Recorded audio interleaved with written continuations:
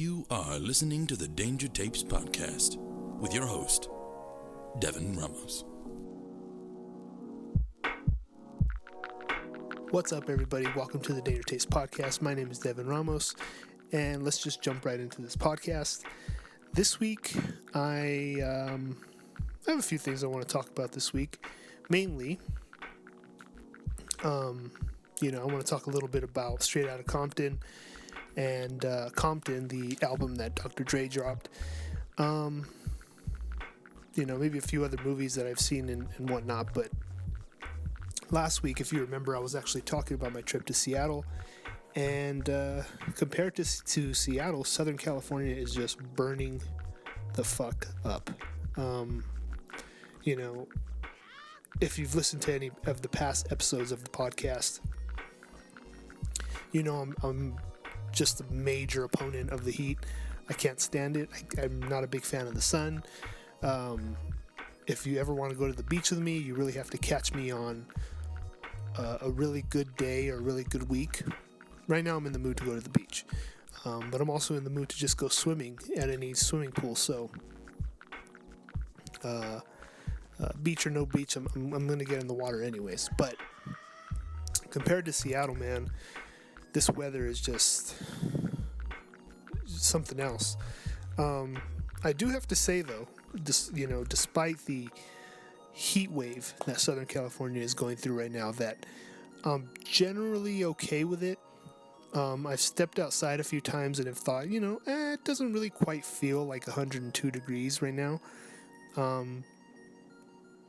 As long as I'm okay inside, if I'm not feeling like I'm extremely hot inside, of my house or a building, I'm okay with the heat. If I feel like I'm really hot when I go outside, yeah, that's understandable. It's fucking hot.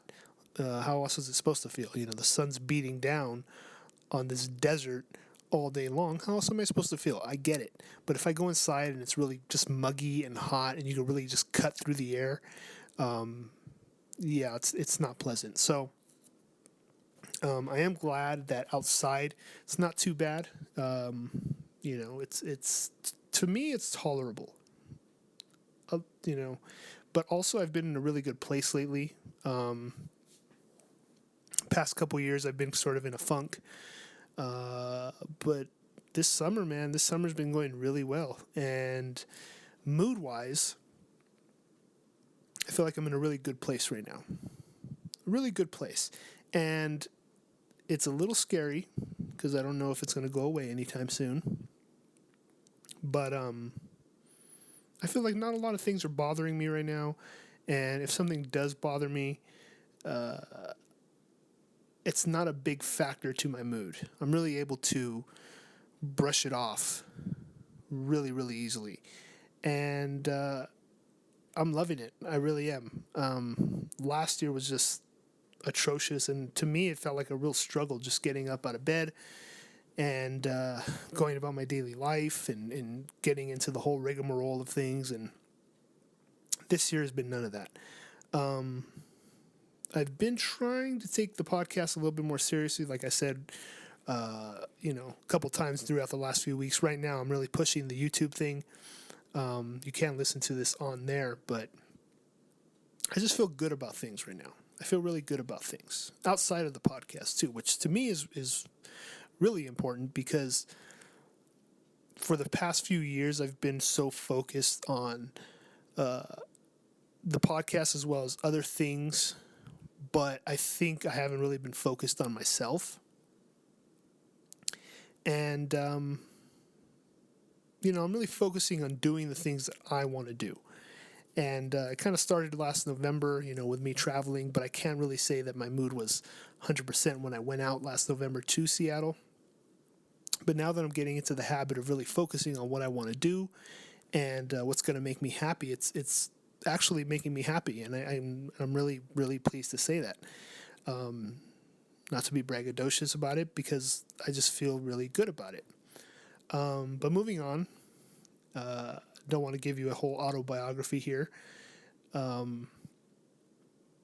If you've been able to see Straight Outta Compton, which at the time of this recording I have not, I'm actually going to see it, this week, which would be actually Monday when this podcast drops. By the time you hear this, I've probably already seen it. But I'm hearing really good things, which scares me a little bit, because when I hear good things about something, automatically when it comes from the general public, about a movie in particular, when I hear things from the general public about a movie and them really liking it, not to say I'm going to be a hipster about it, but they do tend to overhype things, and there's a lot of people on my timeline that are overhyping this movie. But I have heard good things from people, from sources that I do trust their judgment when it comes to film. But I'm already hearing, rumblings about it being, an Oscar nominee and so forth, and I don't see it. I don't see it. To me, it looks really good. Looks solid. I'll say that much. I just don't see it being an Oscar nominee. And I'm going to try to be positive here. To be honest, I haven't watched too many trailers. I don't watch trailers for movies anymore. Not a whole lot of them anyways. But it looks like a good movie, but it doesn't look like it's Oscar worthy. And to be honest, a movie being Oscar worthy isn't even really a big deal anymore. I think maybe 75 years ago or 80 years ago, whenever the Oscars started, the Academy started, it was a big deal. Only 25 movies a year were being made or something. Like, if there weren't that many things around for people to really appreciate and really say, like, wow, this is a true work of art. Art wasn't accessible to the masses in the way it is now. So to me, when I see a movie like this, I'm just like, well, like, it's probably really good. And by the standard of everything else that's been released this summer, say the Avengers or, even the Fantastic Four movie, which came out last week and bombed at the box office, you compare it to these other things that are, either mediocre or pretty good, and you have something that looks really good, which would be Straight Outta Compton, like everybody is saying, and all of a sudden everybody wants an Oscar for it. And I don't think it's going to happen. I really don't. And I think hip-hop heads are really bad about this. Every time something, really great comes along, when it comes to hip-hop, nerds are like this too, but hip-hop heads are definitely like this, and it's very contemporary to what's happening with Straight Outta Compton, is that hip-hop heads always feel like there's this need for immediate validation from, the general public or, mass media. All of a sudden they need to be validated because we've created this really great thing in hip-hop, or one of our own in hip-hop that we really enjoy and really support, has created this great thing, and it deserves attention from the mass media and validation. It's what happened with the whole thing when Kendrick didn't win Best Hip Hop Album of the Year a couple years ago. It's the same thing. Everybody was mad because he didn't win at the Grammys. He was robbed by Macklemore, and I'm sure. And at least I'm positive that Good Kid, Mad City is a much better album. But at the same time, who really gives a fuck? Who gives a fuck that the Grammys, which at this point, the Grammys and the Oscars are really only there to serve some sort of agenda. And I'm not talking about some conspiracy agenda, but an agenda to make more money at the box office for studios and whoever has the most buying power in Hollywood and the music industry. That's all that thing serves.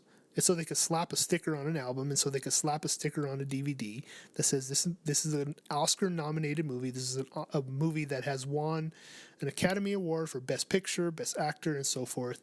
Slap it on the DVD, sell more movies, and there you go. That's the only thing that industry award really exists for. And everybody feels the need to cry about it and feel like they were robbed and they were wronged.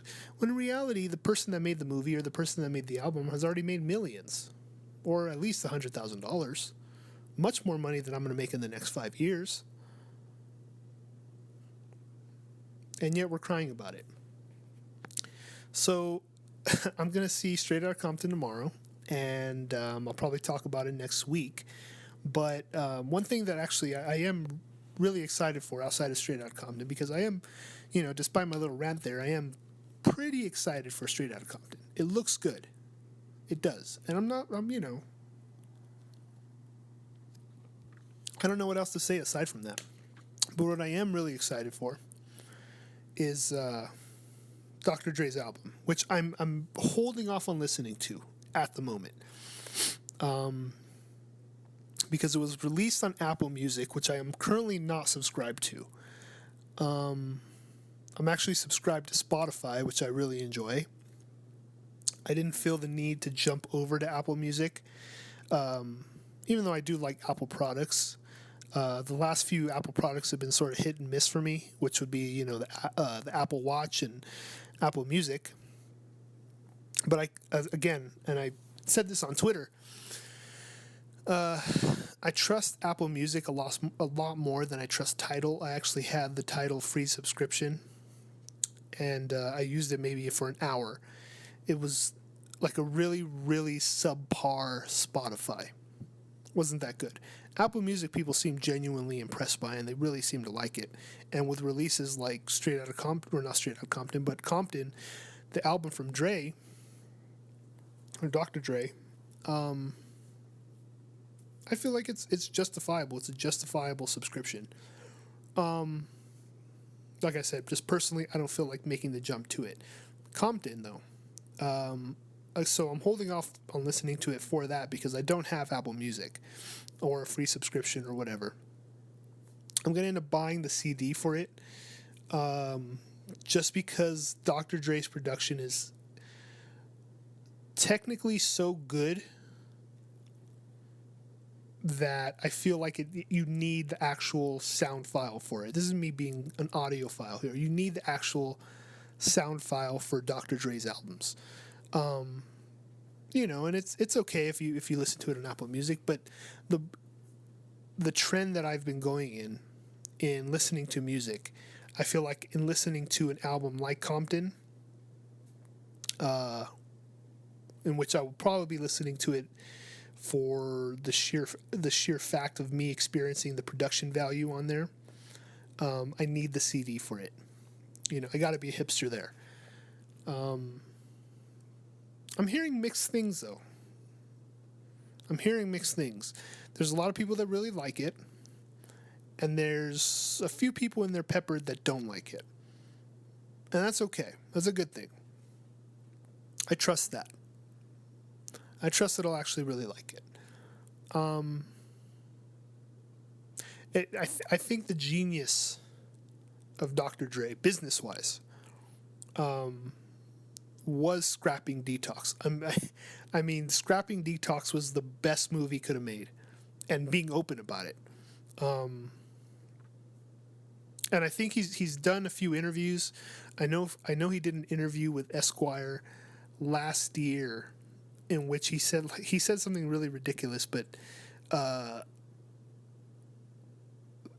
it kind of hinted at the fact that he would be toying with the idea of just scrapping Detox. And when he was talking to Esquire, he had said he had talked to a fortune teller at like a party or something, probably an Illuminati party. He talked to a fortune teller, and the fortune teller told him that his soul has been around the world several times, and that people are expecting him to come around again. And he's sort of toying, in this interview, he's sort of hinting at the idea that Detox would, is in the air of the conversation that he's having with the interviewer. And he said this fortune teller told him that if he never wanted to come back again, that he didn't have to. And that was advice from a fortune teller that he was taking to heart, really. really because, he's been under I wouldn't even say that much pressure, but it's probably like a faux pressure that he's been under. He's been under a lot of scrutiny, maybe. I know he's certainly taken a lot of flack for not releasing Detox over the last, 14 years since the Chronic was released. I think he was more confident in the fact that he probably was going to scrap the thing. And it was a really good business move. I mean, when Guns N' Roses released Chinese Democracy, that album was criticized so heavily. I mean, there are some Guns N' Roses heads that probably don't really listen to it. Like, when was the last time you heard a song from Chinese Democracy? You haven't.